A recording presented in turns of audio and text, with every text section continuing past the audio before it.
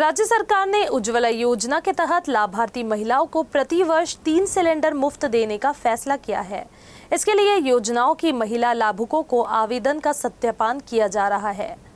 यवतमाल जिला पूर्ति अधिकारी सुधाकर पवार ने बताया कि KYC पूरा करने वाले लाभार्थियों को मुफ्त सिलेंडर मिलेगा।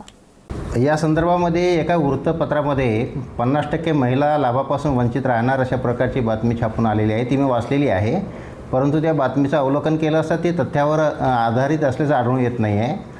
अद्यापपर्यंत यादी पूर्ण झालेली नाही आहे। जे माननीय मुख्यमंत्री लाडकी बहीण योजनेचे जे लाभार्थी आहे हे लाभार्थी आणि उज्ज्वला गॅसचे जे लाभार्थी आहे या सर्व लाभार्थ्यांची पडताळणी करून ज्या लाभार्थीची KYC पूर्ण झालेली असे सर्वच लाभार्थ्यांना या योजनेचा लाभ मिळणार आहे।